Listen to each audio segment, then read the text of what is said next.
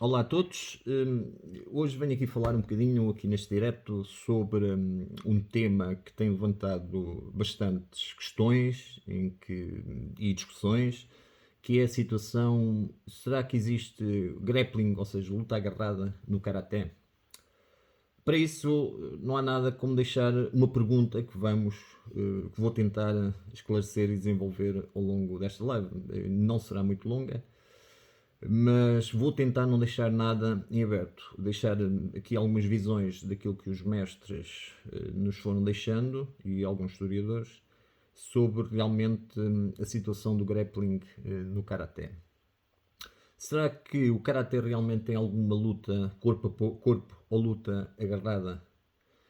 Fica esta questão, como disse, que vou tentar indo desmistificar ao longo desta live. No mundo das artes marciais, nomeadamente do Karaté, é aquela que eu me identifico mais, o que nos interessa nesta abordagem, o que me interessa aqui nesta abordagem que vou fazer, tanto os mais considerados tradicionais como os do Karaté moderno, é uma distinção simplista, mas o intuito aqui é só fazer uma diferenciação entre ambos. Acreditam que tais métodos nunca existiram no Karaté. Alguns acreditam que o Karaté Grappling, ou seja, a luta agarrada no Karaté, é um revisionismo moderno, traduzido até nós pelo boom do MMA e pelo advento do UFC desde a sua gênese em 1993. Mas será que existem evidências históricas que a luta agarrada existe no Karaté muito antes dos anos 90 do século passado, ou é apenas uma resposta direta ao advento do MMA e do UFC? Quando, em 1908, Anko Itoetsu apresenta-nos os seus 10 preceitos, já falei aqui, tenho algumas publicações acerca disto, escritas neste caso, no meu blog, Caminho das Mãos Vazias, que podem ver na bio, o link na bio, e acompanhar. Refere-nos, vou-me aqui apoiar agora aqui na minha cábula, porque isto não dá para decorar tudo, nem dá para, tenho noção, só para não estar só para tentar ser o mais evidente, o mais realista e o mais verdadeiro possível sobre aquilo que os mestres foram dizendo. Então, como eu estava a dizer, refere-nos num dos seus 10 preceitos, quando o destino o coloca em contacto com ladrões ou desordeiros, os seus ataques devem ser repelidos o mais possível. O que Tosso nos refere é que, ao contrário do que muitas vezes está estabelecido, o Karaté não foi desenvolvido para lutar contra, diria, samurais ou guerreiros.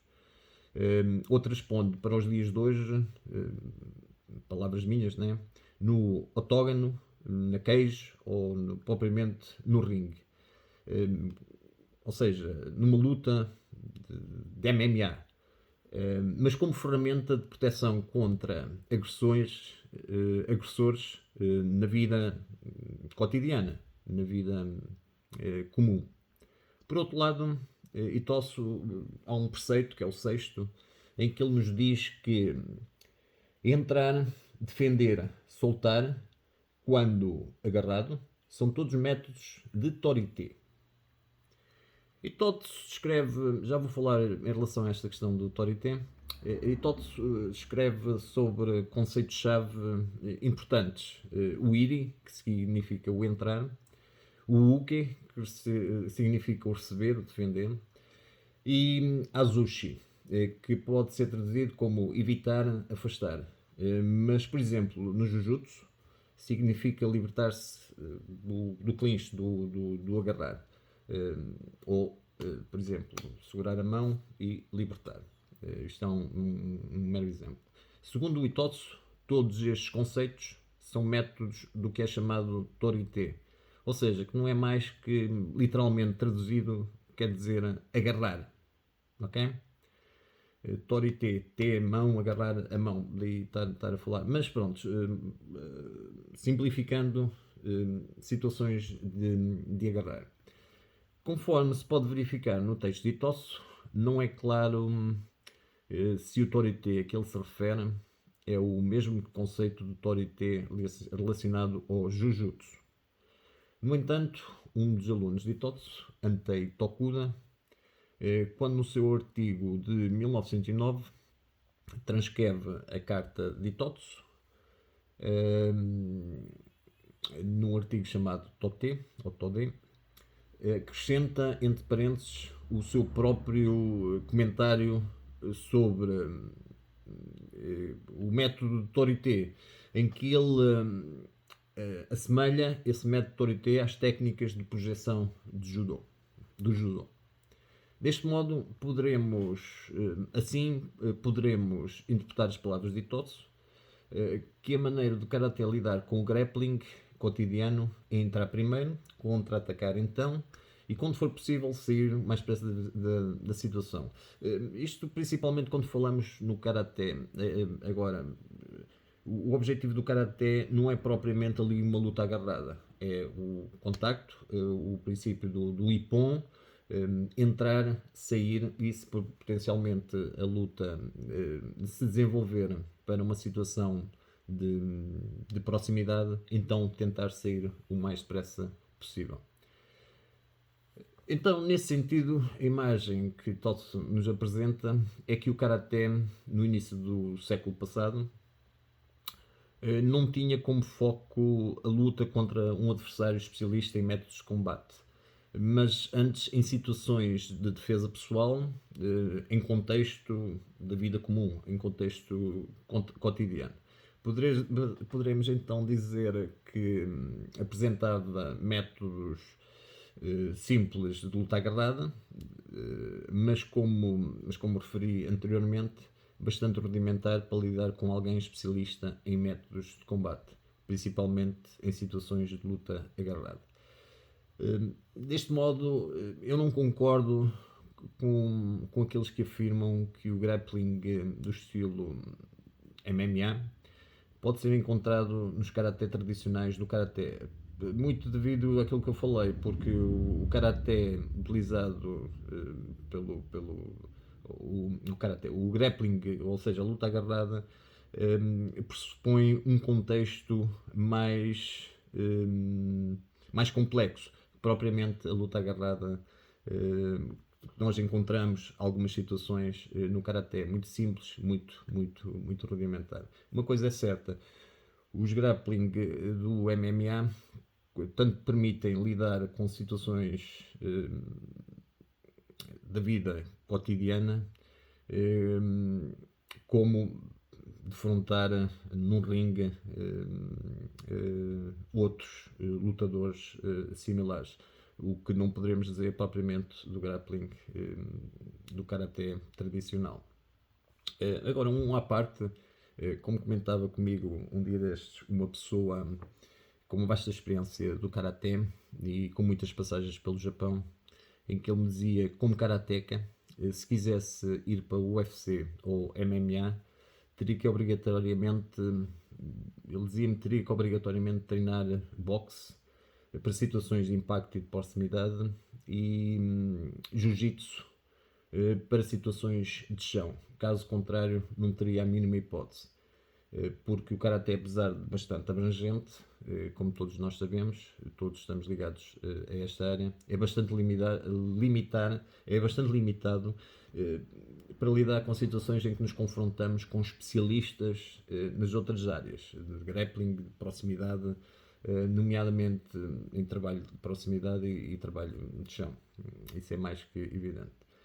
Bom, em relação a estas palavras, apenas tenho a dizer, como todos sabemos, a responsabilidade sobre aquilo que se diz é de quem prefere tais palavras. No entanto, para mim, no meu caso, revejo-me de um certo modo nessas palavras. Shoshin Nagamin, um grande karateka de Okinawa, no seu livro Tales of Okinawa's Great Master, citando as palavras de Shoki Motubo, vou-me aqui apoiar outra vez aqui na minha cábula. As aplicações do kata têm os seus limites e é preciso compreender isso. As técnicas do kata nunca foram desenvolvidas para serem usadas contra um lutador profissional, numa arena ou num campo de batalha. Eram, no entanto, mais eficazes contra alguém que não fazia ideia da estratégia que estava a ser usada para contrariar o seu comportamento agressivo. Como vemos, mais uma vez poderemos comprovar que os métodos encontrados nos kata não eram os mais eficazes contra alguém especialista em métodos de combate, nomeadamente em situações de luta agarrada. Com isto não quero dizer que o Karate é limitado na sua ação, mas antes que foi desenvolvido para uma determinada circunstância, com um objetivo específico. Shishin Funakoshi, no seu livro de 1935, o texto mestre, Karate do Kyoan, refere-nos que no Karate, bater com as mãos, empurrar e pontapear não são os únicos métodos. As técnicas de projeção e pressão contra as articulações também fazem parte. Deve-se ter sempre em mente que, uma vez que a essência do Karaté se encontra num único golpe de braços ou pontapé, se deve tentar evitar ser agarrado. É preciso ter cuidado para não ser derrotado pela preocupação em projetar um adversário ou ficar agarrado ao adversário. Como poderemos ver aqui nas palavras de Shinji Funakoshi, que refletem mais uma vez que o Karaté tem a sua preocupação em situações de cotidiano e não propriamente contra outros especialistas na área. Funakoshi é claro ao dizer que a luta agarrada é um sistema de apoio e que os golpes devem ter sempre prioridade no combate do karateka. Isto é, nunca devemos procurar o karateka, nunca deve procurar o grappling, pelo menos numa primeira instância. Ou seja, estou a falar o karaté raiz, se é assim que poderemos classificá-lo. Em Karaté, voltando ao livro de 1935, de Shinji Funakoshi, ele apresenta-nos uma série de chaves e projeções. Algumas delas, inclusive, foram replicadas, vindas dos seus dois livros anteriores, referindo-se, inclusive, em algumas ocasiões onde podem ser encontradas nos kata. Apesar de Funakoshi apresentar e demonstrar algumas projeções nos seus livros, ainda existem muitos praticantes de Shotokan, a área o seguimento dos ensinamentos de Shinji Funakoshi, que negam que as projeções façam parte do Karaté. Para mim, só tem uma explicação, segundo a minha apreciação. Deve-se muito à desportivização, o chavão, do Karaté, porque nós sabemos que há muitas técnicas, inclusive, que não podem ser usadas na competição. Daí eu acho que o Karaté foi alterado, alterado no aspecto evolutivo, para bem ou para mal, não interessa, mas foram retiradas muitas situações, inclusive as situações de grappling e projeções, como tinha falado anteriormente. Como sabemos, agora voltando aqui um bocadinho a um livro que é bastante importante, que é o Bubishi. Nós, quando falamos de Karaté, temos obrigatoriamente que falar de Bubishi. É claro, neste caso, falo-me ao Bubishi de Okinawa. Já falei aqui sobre, noutra live, inclusive eu tenho algumas publicações também sobre isto, há dois tipos de Bubishi, mas pronto, agora vou-me focar aqui no Bubishi de Okinawa, que é o que nos interessa. Nele poderemos encontrar, inclusive, um capítulo inteiro sobre grappling e fugas e sair da situação. Embora os métodos de luta contidos no Bubishi não sejam muito sofisticados, eles são eficazes e incisivos quando bem aplicados. O Bubishi contém igualmente por volta de meia centena de ilustrações de defesa pessoal, muitas das quais incluem técnicas de grappling que podem ser inclusive encontradas nos kata. Como digo, o Bubishi é a bíblia do karaté e onde nos apresenta algumas situações disto que temos vindo a falar. Kenwa Mabuni, o fundador do Shitoryu, foi um dos primeiros a expressar a preocupação quando o karaté veio de Okinawa para o Japão continental, em que a luta agarrada estava a ser, de um certo modo, negligenciada à medida que a arte se desenvolvia no Japão. No seu livro Karate do Nyomon, de 1938, Mabuni refere que o início do Karate difundido no continente era uma versão, de um certo modo, incompleta da arte e que as pessoas estavam erradas a pensar que o Karaté era desprovido, ou seja, não tinha situações de grappling. Ele inclusive refere que aqueles que não praticavam Karaté na íntegra estavam a perder apenas uma versão vazia da arte, ou seja, uma versão incompleta da arte do Karaté. Agora vou aqui citar, porque isto agora vou aqui apoiar-me outra vez aqui na minha cábula. De acordo com Haru Oshi Yamada, que foi aluno de Shojiro Tani, que foi o fundador de Shukokai, que inclusive por sua vez foi aluno de Ken Mabuni, numa entrevista dada a 4 de novembro de 2005 a Ian Abernethy, refere: além de aprender Karaté, Tani Sensei, ou seja, Tani fundador de Shukokai, aluno de Mabuni, estudou Shiden, Fudo Ryu, Jutsu e Kobudo com Mabuni. De referir que Mabuni manteve este aspecto na sua prática pessoal, ou seja, treinava inclusive situações de Jujutsu mais completo. No entanto, separando sempre do Karaté, ou seja, não englobava tudo, nem classificava aquilo propriamente como Karaté. Ele dava aulas, treinava, como digo, o Shiren Fudo Ryu de Jujutsu, situações de Jujutsu, mais completo, situações de grappling mais completo, situações de projeções mais completo. No entanto, separando sempre das suas aulas e do seu estilo enquanto karateca. Outro karateca a treinar Jujutsu e a torná-lo parte do seu karaté foi Hironori Otsuka, que foi discípulo, que foi, como sabemos que foi fundador de Vado Rin, que foi discípulo sénior do mestre Nakayama em Oshiryu Jujutsu. Eu vou passar aqui uma citação. Como sabemos, ele foi graduado pelo CC Funakoshi e houve ali uns desentendimentos a certa altura. Eles depois separaram-se. Eu, há uns tempos atrás, li uns artigos, os quais eu vou aqui partilhar convosco. De acordo com o diário de 21 de dezembro de 1985, do Clube de Karaté da Universidade de Keio, isto foi editado em 1999, tive só acesso há pouco tempo. 75 Years of History of the Karate Club of Physical Education, de 1999, como preferi.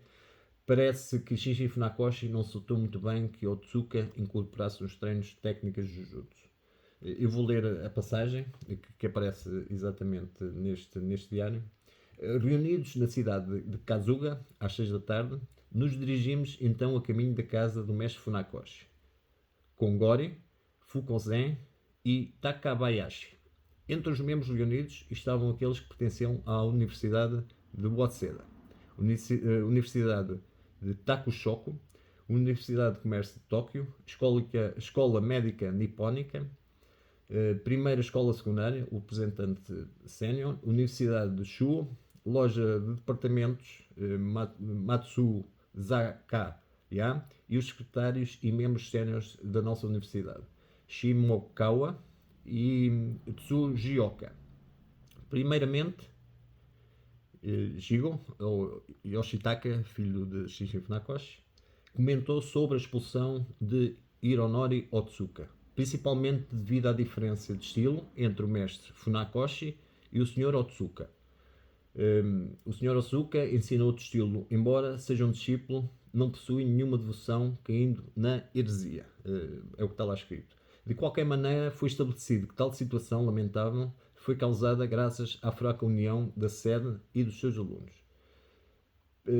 Pelo que dá então a entender neste artigo, Otsuka começou então a ensinar, ou seja, outro estilo, segundo Yoshitaka, segundo Shijo Funakoshi, e caiu mal de um certo modo ao seu mestre, Funakoshi. Konishi Yuzoshiro Konishi, em The Pioneers of Ryokyu Karate Jutsu, inclusive refere-nos o seguinte: Funakoshi costumava expressar as suas críticas. Otsuka está adotando os costumes de Jujutsu, sem a minha permissão. Parece que ao misturar o Karaté com Jujutsu e ao introduzir o Jukumite, algo que não existia em Okinawa, equivalente ao Randori do Jujutsu, deve ter sido considerado algo herético e potencialmente levado à expulsão de Otsuka. O que é que eu estou a dizer com isto? Eu penso que a expulsão, como sabíamos, o Sensei Funakoshi, inclusive as competições, só apareceram depois da morte dele, era um bocadinho contra as competições e, de um certo modo, ali os treinos eram baseados só na kata. Situações de Jukumite, inclusive não existia esse tipo de treino em Okinawa, e de um certo modo o Sensei Funakoshi era um bocadinho contra isso. No entanto, a severa punição da expulsão, que foi de repente, porque de acordo com Kamada Keizaburo, em Funakoshi Dojo in Ongo Masago, Towns and Things About Motu Shoki Sensei, de 1933. Eu estou a ler porque isto, como digo, não sei, e é uma informação relativamente recente. No dojo de Jinshi Funakoshi, na cidade de Ongo Masago, Funakoshi, diz ele, Funakoshi Sensei disse a Otsuka Sensei: Eu gosto dos kata do Koryo Jujutsu, o Jujutsu, o estilo antigo. E ele ainda expressou a sua compreensão à voda ao rio de Otsuka Sensei. Deste modo, 2 anos antes da expulsão, Shishi Funakoshi tinha em alta consideração o Jujutsu de Hironori Otsuka e a criação do Kuzoku Kumite, ou seja, um combate pré-arranjado. Há quem diga que foi Otsuka que inclusive foi o pioneiro deste karaté combinado no Shotokan. E a partir dele, no entanto, jamais aprovaria o Randori, ou seja, o Jukumite, o Comitê Livre. Algo que levou, segundo o meu entendimento, à ruptura total entre Funakoshi e Otsuka. Exatamente como referi. Bom, voltando então àquilo que estávamos a falar, um sistema de luta agarrada, corpo a corpo, que tem uma enorme influência no Karaté, é o Tegumi. O Tegumi é uma arte muito parecida ao Sumo, nativa de Okinawa. Inclusive eu tenho um estudo feito sobre Tegumi, não o publiquei, porque inclusive foram aparecendo coisas, situações novas e informação nova, daí ainda está a ser desenvolvido, mas publicarei posteriormente. Shishi Funakoshi, em Karate Do My Way of Life, ou seja, o meu modo de vida, refere: a luta livre de Okinawa tem certas características únicas, tal como o Karaté, as suas origens são desconhecidas, e muitos habitantes de Okinawa acreditam que deve ter havido uma espécie de relação entre os dois. O nome de Okinawa para o nosso estilo de luta livre é Tegumi. E se escrevêssemos a palavra, usaríamos os mesmos 2 caracteres chineses que são usados para escrever a palavra Kumite do Karaté. Só que estão invertidos. O Tegumi é naturalmente um desporto muito mais simples e primitivo do que o Karaté. De facto, existem muitas regras. A luta começa, tal como no Sumo, com os 2 adversários a empurrarem-se um contra o outro. Depois, à medida que o combate avança, são utilizadas técnicas de grappling e de projeção, ou seja, técnicas de agarrar e de projeção. Uma que me lembro bem era muito semelhante ao Ebigatami, da luta livre, profissional atual. Quando vejo luta livre na televisão, hoje em dia, lembro muitas vezes do Tegumi da minha juventude de Okinawa. Para parar a luta, precisavam de dar uma palmadinha no corpo do oponente. Ou seja, alguns rapazes, porém, eram tão destemidos que continuavam a lutar até atingirem o KO. Nesses casos, era dever do árbitro tentar parar o combate antes que isso acontecesse. Como qualquer outro rapaz de Okinawa, passei muitas horas felizes a participar ou a assistir a combates de Tegumi. Mas foi depois de me ter dedicado seriamente ao Karaté que me apercebi de que o Tegumi oferece uma oportunidade única de treino. Então, Shinji Funakoshi fala-nos dos combates de submissão agarrada, do Tegumi, da sua juventude e, e recomenda, de um certo modo, tais métodos de treino para os karatecas. E explica-nos, de um certo modo, que ele e os seus amigos participavam em combates de Tegumi contra vários adversários com o objetivo de evitar serem agarrados e derrubados, ou seja, de esquiva, de tirar, projeção, utilizava mais nessa base. Funakoshi, inclusive, também nos diz no seu livro, O Meu Modo de Vida, raramente tinha grande dificuldade em defender um único adversário, mas as minhas dificuldades aumentavam muito à medida que o número de adversários aumentava. Depois, se eu atacasse um adversário, os outros encontravam uma abertura para me atacar. É difícil pensar numa forma melhor do que esta para aprender a defender-se contra mais do que um adversário. E se isto parece ser um jogo de crianças, posso assegurar-vos que aqueles de nós que o praticavam levavam-no muito a sério. Funakoshi também descreve então as lutas em que as pessoas tentavam segurá-lo enquanto ele tentava recuperar uma posição vertical, uma posição em pé. Obviamente, a principal capacidade da luta de chão recuperar para uma posição então vertical obviamente a principal capacidade da luta de chão necessária para questões da defesa pessoal. Por isso, o objetivo não era ficar ali no chão, era estar, poder levantar, então poder continuar o combate. Agora vou aqui falar de Shigeru Egami, ligado ao Shotokan, seguindo na linha de Shinji Funakoshi. No seu livro The Art of Karate Do, ele refere-nos: existem também técnicas de projeção no Karate. As técnicas de projeção eram praticadas no meu tempo e recomendo que as reconsiderem. Mais uma vez, é-nos referido a negligência dos tempos modernos em não treinar, de um certo modo, um karatê completo. Eu, como digo, eu penso acima de tudo isto dever-se muito à parte desportiva do karaté, em que e tem a ver um bocadinho com a questão dos princípios e para onde fomos caminhando, para os princípios olímpicos. Não estou a dizer, nem sou contra, não tem nada a ver com isso, são opções. A questão não podemos negar é aquilo, são situações diferentes. Uma questão é eu respeitar e acreditar, outra questão é negar aquilo que nos é deixado com evidência. E quando tentamos fazer algo diferente, que somos criticados, isso é que parece um bocadinho demasiado, parece-me um bocadinho quadrado. Eu vou tentar aqui utilizar um termo não muito para ver se não quebra aqui e o meu objetivo não é esse, deixar aqui todos tranquilos na sua visão. Um dos pioneiros do Karaté na Europa, Henri Plé, escreveu um livro bastante importante, em 1968, se não estou em erro, Karaté Beginner to Black Belt. Refere-nos igualmente, eu vou ler aqui, deve-se ter a noção que o facto de o Karaté ser uma luta all-in, ou seja, completa, tudo é permitido. É por isso que o Karaté se baseia em golpes desferidos com a mão, o pé, a cabeça ou o joelho. São igualmente permitidos estrangulamentos, as técnicas de projeção e chaves.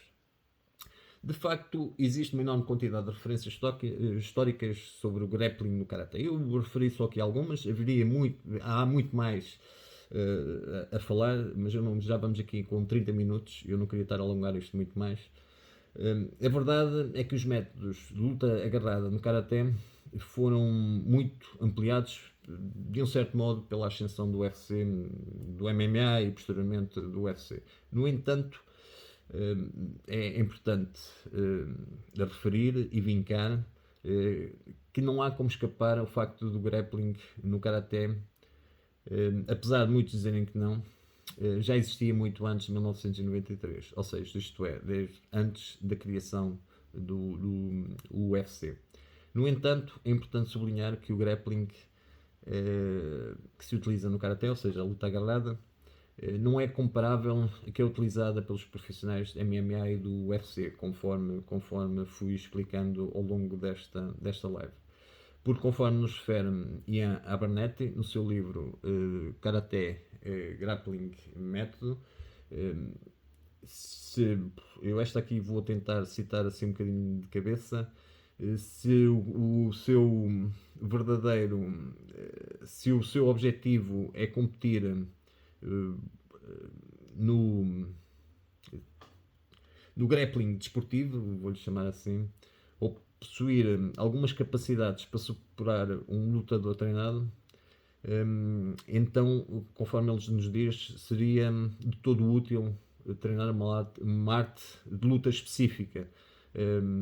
Pronto, o que ele nos diz, resumindo, é se então eu quero competir, por exemplo, no MMA ou no UFC, onde preciso, ou seja, a parte do grappling rudimentar, como referi anteriormente, do Karaté não é suficiente, então terei que me especializar, seja no Jiu-Jitsu, seja o Judo, Jiu-Jitsu, por aí, Sambo, seja qualquer arte, mesmo wrestling, sei lá, por aí. Bom, ao longo, eu vou aqui terminar, não haverá assim muito mais, haveria muito mais a falar, mas eu também não quero estar a alongar muito isto, penso que já dei de um certo modo, deixei assim de um certo modo uma explicação em relação àquilo que eu penso, em relação àquilo que os mestres nos foram deixando nos seus relatos escritos, principalmente.